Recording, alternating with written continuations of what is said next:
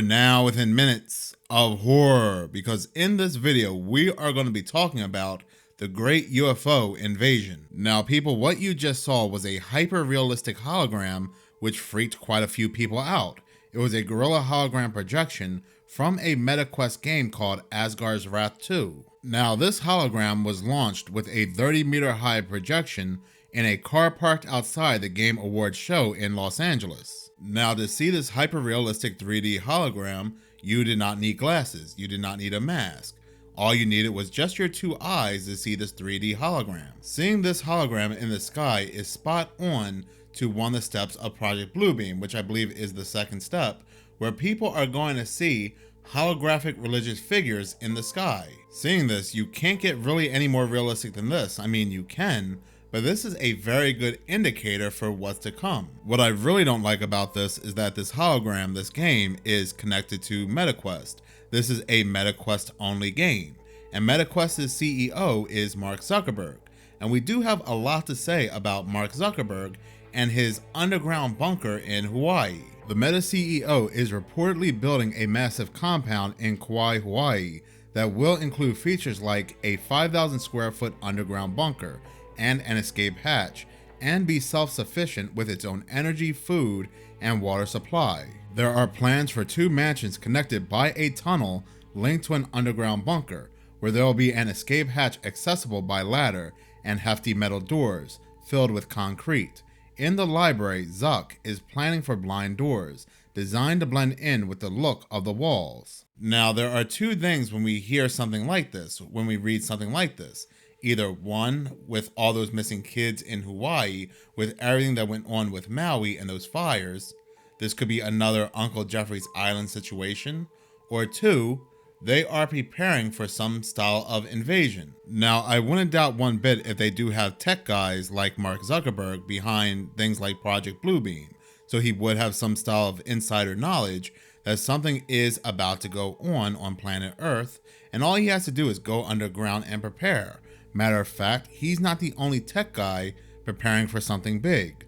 OpenAI's ousted and reinstated CEO, Sam Altman, has a stash of things like guns, gold, antibiotics, and a gas mask. Reddit CEO Steve Huffman bought motorcycles, guns, and ammo to prepare to be held up in his house for some time, if necessary, and even got laser eye surgery because he thinks it will help his odds of survival in a disaster. LinkedIn co-founder Reid Hoffman once told The New Yorker he estimates more than half of Silicon Valley billionaires, the tech guys, have invested in some type of apocalypse insurance, like an underground bunker. So we have Silicon Valley, all these big tech CEOs, people that would indeed work on Project Bluebeam because, like I said, it heavily involves technology, holograms, and they're all building underground bunkers in case of an apocalypse. Is that just too much of a coincidence? Sam Altman, the chief executive of OpenAI Artificial Intelligence, who has this underground bunker to prepare for this apocalypse, more likely this invasion, said something to his co-founder and 9 other people that scared them. Matter of fact, whatever he said was so scary it caused him to get fired. And when he returned to OpenAI, the person who fired him, Greg Brockman, stepped down. Elon Musk warned something scared OpenAI chief scientist Ilya Sutskever as CEO Sam Altman returned fails to answer key questions. Now, we truly don't know what was said or what happened that caused Sam Altman to get fired, but what's going around is that these people that are working with artificial intelligence, AI, are scared. We have executives like, for example, Greg Brockman, who are making a lot of money working with AI, money that we can't even count, and yet they're stepping down because they want no parts of it. In the beginning of 2023, we have seen nothing but an explosion of UFO and alien talk from Congress, from the government. And as I said in multiple videos, what was known as a big conspiracy, UFOs were just swamp gas, a weather balloon, for decades. But in this small period of time, this 1 year, 2023, they want to have a real talk, a real discussion about UFOs and aliens. Just out of nowhere, we had whistleblowers coming out to the government, the same government they are trying to out for protection from the government. Make that make sense? Now you might be saying, well, it's different government. The ones they are trying to out are the Department of Defense and other divisions, but no, it's pretty much all the same thing. They're still all controlled by one entity or multiple entities. We had the Mexican government hosting scientists saying that they found alien bodies with eggs still inside. The government was talking about UFOs and aliens in ways we didn't even know existed. Matter of fact, we had the Pentagon say that a huge alien mothership is lurking in our solar system, sending down tiny probes to Earth. This was around the same time we were knocking out those quote-unquote Chinese spy balloons out of the sky. So as of today, we thought, well, that talk in the beginning of 2023, in the middle of 2023, that was all just smoke and mirrors. That was all just to distract us. They're not really talking about UFOs and aliens anymore. Wrong. The talks of UFOs and aliens have been really ramping up in the background. We just haven't been paying attention. As we've been paying attention to these crazy airplane stories where people on planes are absolutely losing their minds, seeing things like ghost demons and MFers, and then we have what's going on with 10/7, that major conflict in the Middle East, nobody's been really concerned about aliens and UFOs. There's a lot other things going on. But even though the public are not really talking about UFOs and aliens, the government is still talking about it. They are still putting it in our head that aliens and UFOs exist when nobody's asking for it. Nobody's asking for any information about UFOs and aliens. Matter of fact, a lot of us would like to know who exactly was on Jeffrey's Island, but no, they still want to talk about a UAP Disclosure Act. United States Congress passes stripped down measure to release UFO records. Everything you need to know about the UAP Disclosure Act. Congress orders UFO records released, but drops bid for a broader disclosure. Congress is taking a huge step toward UFO transparency. It's time for UFO whistleblowers to show their cards. So Congress is really working hard, harder than anything else right now, when it comes to UFOs and aliens and releasing information about UFOs and aliens so we know they exist for a reason. This isn't just a Democrat or a Republican disclosure. No, it's a bipartisan disclosure.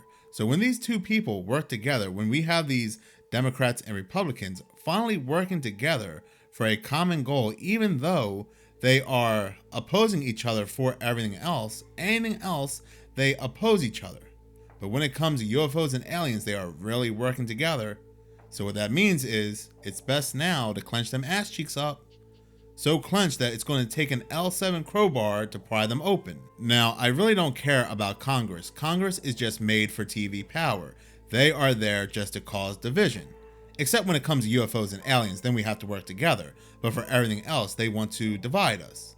But those who hold the real power are the ones that operate behind the shadows, the ones that dangle the strings, like the United Nations as a whole and the World Economic Forum, people like Klaus Schwab and his lackeys. So when the World Economic Forum starts to speak, then it's time to pay attention, then it's time to start to listen. Because like I said, they're the ones that hold the real power. So we have Yuval Harari, the advisor to the chairman of the World Economic Forum, Klaus Schwab. He is saying things like, this is the end of human-dominated history. Not the end of history, just the end of human-dominated history. And these aliens that will take over Earth, they might be nice, they may not be nice, but these aliens that will take over Earth, they're not coming from outer space. No, of course not. They are being made in the lab. Is the end of human history. Not the end of history, the end of human-dominated history. History will continue with somebody else in control. If it was a question of, humankind versus a common threat of these new intelligent alien agents here on Earth, then yes, I think that there are ways we can contain them. But if the humans are divided among themselves and are in an arms race, then it becomes almost impossible. We often forget how much unites all the members of humanity. Perhaps we need some outside universal threat to make us recognize this common bound. I occasionally think how quickly our differences worldwide would vanish if we were facing an alien threat from outside this world. To contain this alien intelligence. And there is, I'm tending to think of it more in terms of really an alien invasion. That like somebody coming and telling us that, you know, there is a fleet, an alien fleet of spaceships coming from planet Zircon or whatever, with highly intelligent beings. They'll be here in 5 years and take over the planet. Maybe they'll be nice. Maybe they'll solve cancer and climate change, but we are not sure. This is what we are facing, except that the aliens are not coming in spaceships from planet Zircon. They're coming from the laboratory. It's possible that a majority of these UFOs that we're seeing are just that, just holograms.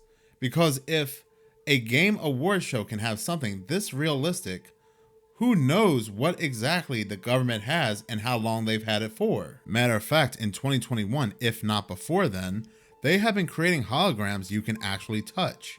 You could soon shake a virtual colleague's hand. The University of Glasgow's Bendable Electronics and Sensing Technologies Research Group have now developed a system of holograms of people using aerohaptics, creating feelings of touch with jets of air.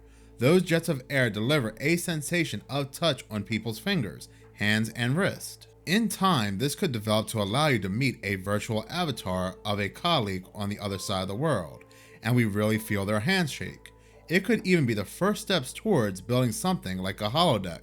But they have been working on something big with holograms for quite a while. In China, they have seen floating cities.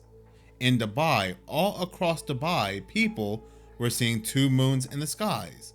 And then all of a sudden they were saying, no, this is just a projection. The second moon was seen on a projector screen. Even though everybody in Dubai, driving all across Dubai, were seeing this second moon in the sky. We had Stephen Greer come out and say that these grays are just nothing but man-made aliens to start a psychological warfare, to enslave humanity. The Betty and Barney Hill incident, their abduction was nothing but the government using their technology.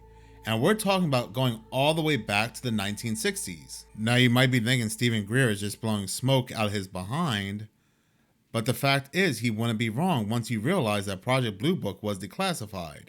1952, the government were researching and studying UFOs and aliens and how they can be used in psychological warfare against the public. Now, after this hologram came out in this Game Award show, we are having news articles coming out stating, man spots a UFO from his balcony, he takes a photo of it in Chicago, resembling an alien face, and experts are baffled. This article continues to state, as we know from official Pentagon documents, UFOs are usually circular, triangular, or even white oblong like a tic-tac, and this one defies all logic. The photographer from Chicago stated, the object's appearance was striking with a palette of purple, gold, and green. It seemed to be changing colors, but the shape remained the same, which looks like a mask. After quickly heading indoors to examine photos, I was unable to locate it in the sky again. It seemed as stationary as a star to the naked eye, although slight differences in the photos he took suggest it might have been moving slightly. Nobody knows exactly what this photographer captured, neither does the United Kingdom's Ministry of Defense. But one thing I can say, it definitely looks like a hologram of sorts. Let's also not forget that PSYOP that was going around on TikTok, where people were claiming they were seeing faces near the moon. With all this UFO and alien disclosure from Congress, disclosure that nobody's even asking for, with these powerful holograms being shown in the skies, and people saying that aliens are being created in a lab, and they're going to be using AI, one can definitely say that Project Bluebeam is imminent. Thank you so much for watching. If you like this channel and you want to see more, please subscribe. If you're already subscribed, please like, as any engagement does help the channel grow. Once again, thank you so much for your support.